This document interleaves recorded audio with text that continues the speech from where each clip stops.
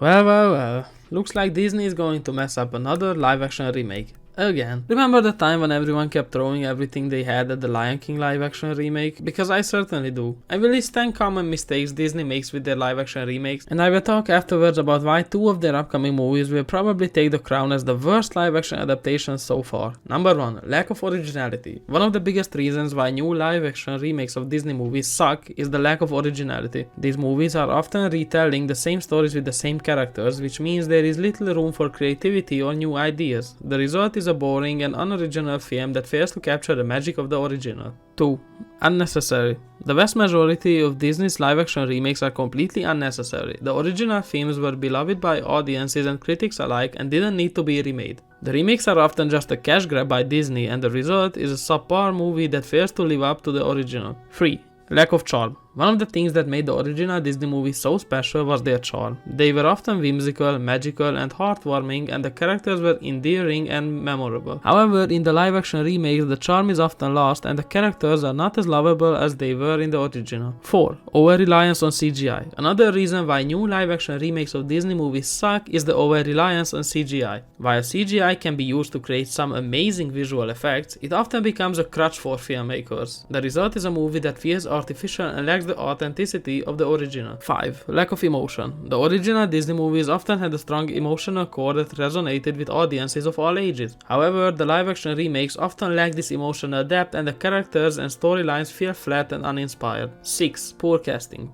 Another issue with the live-action remakes is the poor casting. While some of the actors may look the part, they often lack the charisma and talent of the original voice actors. This results in performances that feel wooden and unconvincing. 7. Failure to capture the magic. The original Disney movies were magical, and they transported audiences to other worlds and brought their imaginations to life. However, the live-action remakes often fail to capture this magic, and the result is a film that feels flat and uninspired. 8. Lack of nostalgia. One of the reasons why the original Disney movies are so beloved is because they evoke a sense of nostalgia in audiences. However, the live-action remakes often lack this nostalgia factor, and they fail to connect with audiences on an emotional level. 9. Poor writing. The writing in the live-action remakes is often subpar. The filmmakers often rely too heavily on the original script and fail to add any new twists or elements that would make the story more compelling. As a result, the movie feels predictable and unexciting. 10. Lack of diversity. Finally, the live-action remakes often lack diversity. While some of the original Disney movies may have had their own issues with representation, the remakes often fail to address these issues and create a more inclusive and diverse world. This lack of representation can make the movie feel outdated and out of touch with modern audiences. Now that we have listed the mistakes, let's talk about 2 new live-action remakes that were announced: The Little Mermaid and Peter Pan and Wendy. The Peter Pan movie trailer was released 2 weeks ago, however we saw the Little Mermaid trailer at the Oscars this week, and let me tell you, it looked like garbage. Let me just say that I seriously love the original movie, not just because it has a compelling story, but because it's the movie that started out the Disney Renaissance era. So as we may know, the movie had its fair share of controversies already, especially because a ton of people have had a problem with Ariel's actor being a black woman, and yeah, just think about how dumb that is. I guess races do exist, and they always will, sadly. Moving on, let's just take a look at the trailer itself. The trailer misses life, it lacks emotion, it's just the same story as before. The underwater CGI looks really freaking bad, and I have seen people compare it to the Avatar sequel. Guys, listen, there's no way these two can even compete, especially when we consider how James Cameron used techniques we have never seen before and had a ton of time/resources to make the movie as good as possible. Like, for example, they had a bigger budget, bigger production team, more time, etc. Regardless of this, I really don't think that Disney could have fallen this much in the quality of their movies. Like, how do you manage to have worse and worse CGI than ever before? Every Disney property seems to be suffering from this fate, but the ones that really show this are the live-action remakes and the Marvel movies, and it seems like The Little Mermaid is no exception. Even if the CGI wouldn't be so bad, the characters look awful, and by that I mean awful with capital letters. Remember the series H2O, Just Add Water?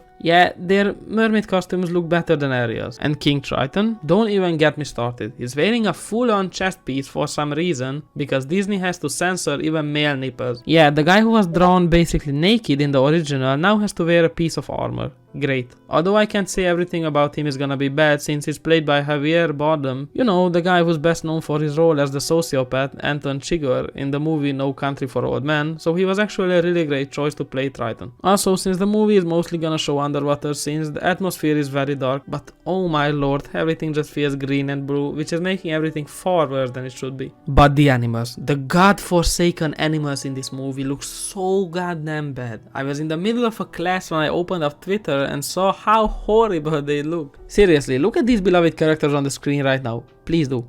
Sebastian, Flounder, and of course Scuttle. These three were an essential part of the original movies because they were there to help Ariel through everything and support her on her journey, and they were animated really well. There was a ton of expression, especially from Sebastian, who we really can't forget after his amazing performance singing Under the Sea. However, look at what he looks like in the live action remake. Look at it! What is this? What is this? They went ahead and turned Sebastian into the worst looking live action crab. Now, okay, people can argue that he was actually a lobster, but no, he freaking wasn't. He even called himself a crab in the movie. Okay, this isn't a problem, but they turned him into a ghost crab. Let me tell you what a ghost crab is. The ghost crab is a species of crabs that is unable to stay underwater. According to Google, if it stays submerged for too long, a ghost crab will drown. How did Disney think this was gonna even work? Isn't Sebastian supposed to sing a song about how staying/living under the sea is better for not just Ariel but everyone? How is that gonna work now? Irony who? And don't even get me started on Flounder and Scuttle.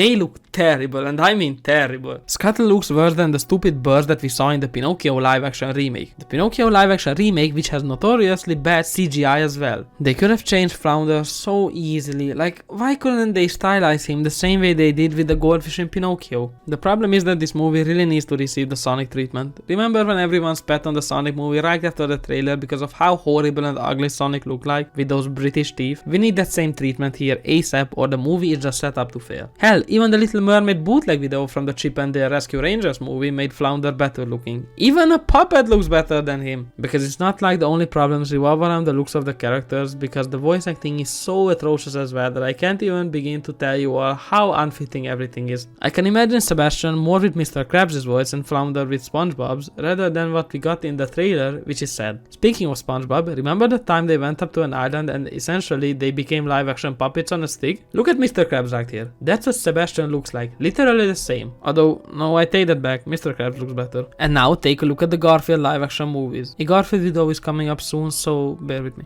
They are a very good example on how to make a live action adaptation of an already known series / cartoon / whatever the hell you want, and at the same time make the characters feel expressive. Why was that such a hard thing to achieve here? Disney put in around $100 to $150 million into this project. I seriously doubt that they don't want to make a good live action movie, but for some reason they lack something: creativity. And this is where the biggest point of the video gets brought up: money. Disney has been pushing out more and more of these cash grab live action movies which serve absolutely no purpose to the story. They just simply want to recreate a movie that everyone knows already in a more modernized fashion with more modernized looks, which, as we already know, is pointless. Everyone is obsessed with recreating things and rebooting series / movies. However, this doesn't necessarily mean that actually doing so is gonna be a success, and that's what Disney needs to understand. There have been so many instances in which the live action remake didn't work that I genuinely don't see why the company thinks that messing around with the concept is gonna be profitable for them at all. Pinocchio is a failure, The Lion King is just a simple cash grab that people hated on, Mulan was also absolutely horrendous, removing every single song completely while also removing one of the best characters from the original,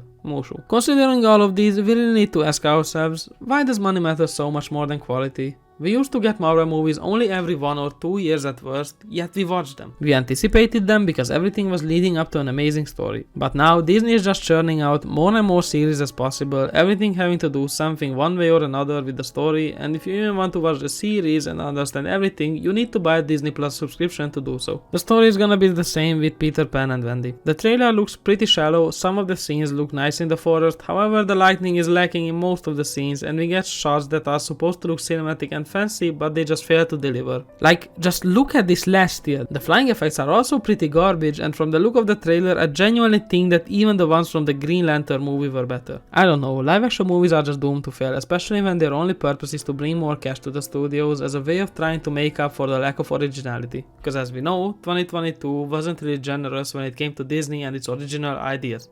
But this is all the time we had today. Thank you so much for watching this video. If you'd like to see some more content from me, make sure to subscribe so you won't miss out on any new videos, and if you thought this video was nice, make sure to drop a like and a comment below. Until next time, I wish everyone a wonderful evening. Bye bye.